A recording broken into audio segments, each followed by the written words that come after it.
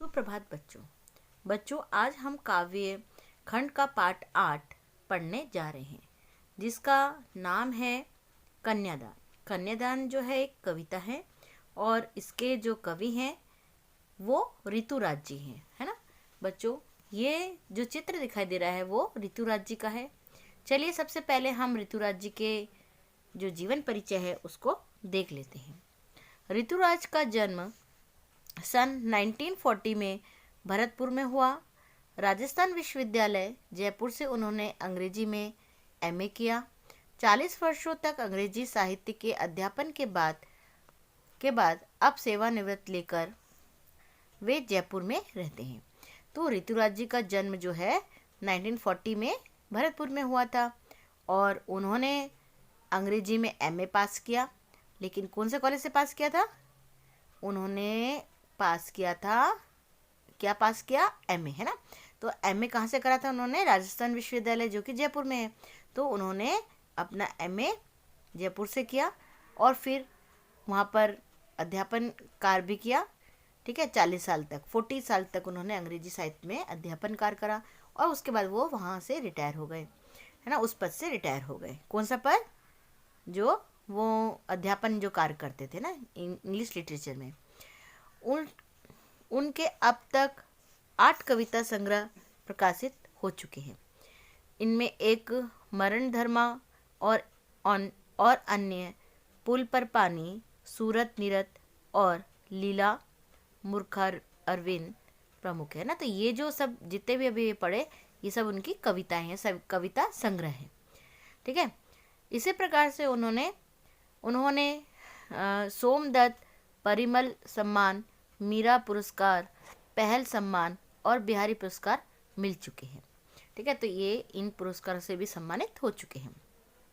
मुख्य धारा से अलग समाज के हाशिए के लोगों की चिंताओं को ऋतुराज ने अपने लेखन का विषय बनाया। ठीक है, तो उन्होंने जो अपनी कविताओं में जिन लोगों के बारे में लिखा या जिस विषय पे लिखा वो क्या थे? जो लोगों की जो समाज थे, है ना, उसमें जो समाज में जो समस्या थी उनका उन्होंने बेखूबी से चित्रण किया। ठीक है, फिर उसके बाद उनकी कविताओं में दैनिक जीवन के अनुभव का यथार्थ भी मिलता है और वे अपने आसपास रोजमर्रा जो दैनिक जो भी वो देखते थे अपने आसपास, उन घटनाओं को उन्होंने उन कविता में लिखा। ठीक है, उसके बाद सामाजिक शोषण और विडंबनाओं पर निगाह डालते थे। ठीक है, और उनके आसपास जो भी सामाजिक शोषण होता था या कोई भी समस्या उन्हें दिखाई देती थी, वे उसको देखकर वो अपनी कविताओं में उसके बारे में लिख डालते थे।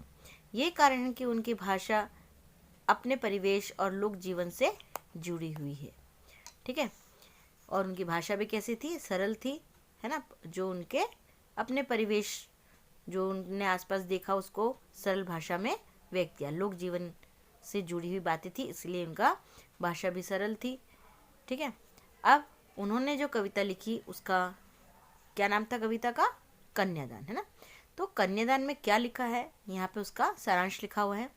कन्यादान कविता में माँ बेटी को स्त्री के परंपरागत आदर्श रूप से हटकर सीख दे रही है। ठीक है, ये प्रस्तुत कविता है ना, जो कविता हम पढ़ेंगे कन्यादान, जिसका नाम क्या है? कन्यादान में माँ और बेटी को स्त्री के परंपरागत आदर्श के रूप से हटकर जीने की सीख दे रही है ना। मतलब वो आदर्श से उससे हटकर, है ना, जीने के लिए सीख दे रही है। फिर उसके बाद कवि का मानना है कि समाज व्यवस्था द्वारा स्त्रियों के लिए आचरण संबंधी जो प्रतिमान गढ़ दिए जाते हैं वे आदर्श के मुलस्मे में बंधन होते हैं, है ना। यहाँ पर कवि कह रहे हैं कि स्त्री के जो आचरण होता है उसमें जो भी काम हो जाता है उसे वो आदर्श मान लेते हैं, है ना। लोग उसे आदर्श मान लेते हैं और उसी को उसको बंधन में बांध लेते हैं, है ना। कोमलता के गौरव में कमजोरी का उपहास छिपा रहता है। कोमलता के गौरव में, है ना, जो कोमलता का गौरव है उसमें कमजोरी का उपहास मजाक छुपा रहता है। लड़की जैसा न दिखाई देने, यहाँ पे देखिए, लड़की जैसा न दिखाई देने से किसी आदर्शी का प्रतिकार है। बेटी माँ के सबसे निकट और उसके सुख दुख की साथी होती है। इसी कारण उसे अंतिम पूंजी कहा गया है। कविता में कोरी भावुकता नहीं, बल्कि माँ के संचित अनुभवों की पीड़ा की प्रामाणिक अभिव्यक्ति है। इस छोटी सी कविता में स्त्री जीवन के प्रति ऋतुराज जी की गहरी संवेदनशीलता अभिव्यक्त हुई है। ठीक है, इसमें जो है माँ और बेटी के सबसे निकट और जो सुख दुख का साथी होती है ना। माँ और बेटी बहुत ही सहेली जैसी होती है, वो अपना सारा सुख दुख आपस में बांटती हैं। इसी कारण से जो बेटी को माँ की अंतिम पूंजी धन कहा गया है। ठीक है, इस कविता के अंदर कवि जो है सिर्फ कोरी भावुकता नहीं, बल्कि माँ के जो माँ ने अपनी बेटी को जो अनुभव दिए हैं, है ना, पीड़ा को, जो पीड़ा मिली है ना, जो माँ अपनी बेटी को सिखाती है ना, वो सब इसमें प्रामाणिक अभिव्यक्ति की गई है। इस छोटी सी कविता में जो स्त्री जीवन है उसके प्रति ऋतुराज जी ने अपनी गहरी संवेदनशीलता दिखाई है। ठीक है, चलिए अब कविता देखते हैं। इस कविता में क्या है,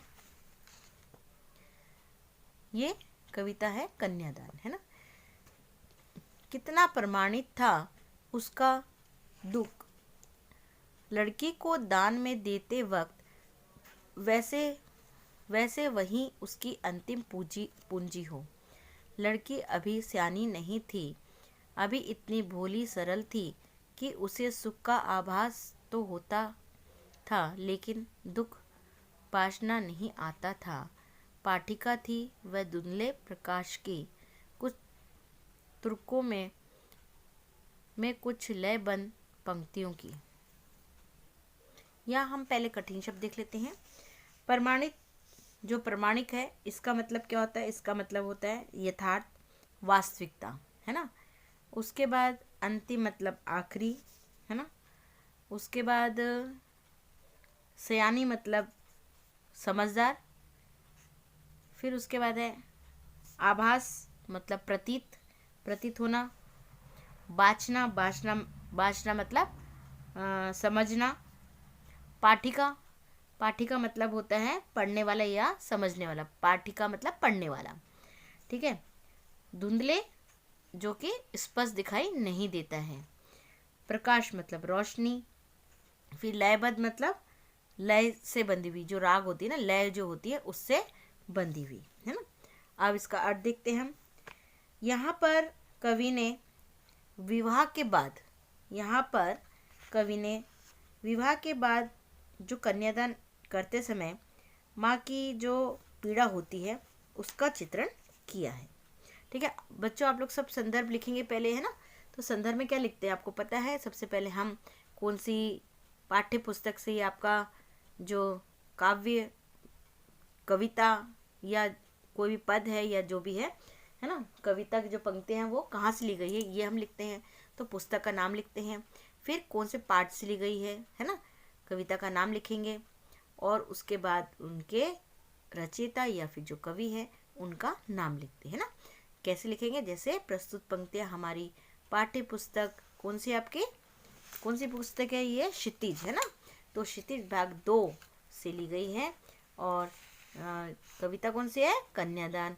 और इसके रचयिता कौन है, इसके रचयिता अभी जिसकी हमने जीवनी पढ़ी, ऋतुराज जी, है ना। तो ये सब आपको संदर्भ में लिखना है। और प्रसंग में क्या आएगा कि विवाह के बाद कन्यादान करते समय माँ की जो अंतिम पीड़ा है उसका यहाँ पर चित्रण किया गया है। कन्यादान करते समय लड़की की माँ का जो दुख होता है वो वास्तविक होता है। वह सचमुच दुखी थी, क्योंकि कन्या ही उसकी एकमात्र पूंजी थी। उसी से वह अपना सुख दुख बांट सकती है। उसकी लड़की अभी भोली और सरल है, सीधी सादी है। उसे दुनिया के स्वार्थी स्वभाव की समझ अभी नहीं है।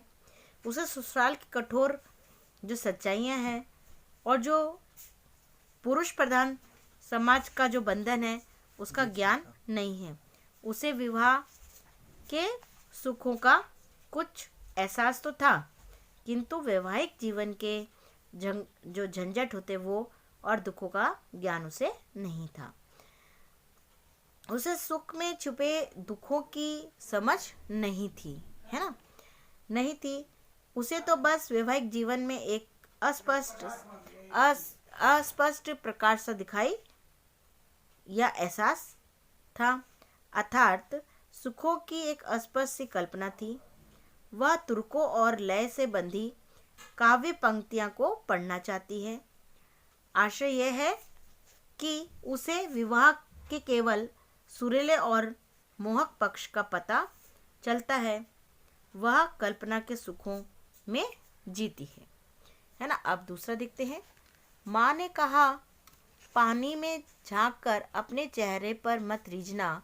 आग रोटी सेकने के लिए है, जलने के लिए नहीं। वस्त्र और आभूषण शाब्दिक भ्रमों की तरह बंधन है स्त्री जीवन के। माँ ने कहा, लड़की होना पर लड़की जैसे दिखाई मत देना। कवि कहते हैं कि कन्या की माँ ने कन्यादान करते हुए अपनी बेटी को शिक्षा दी। क्या शिक्षा दी?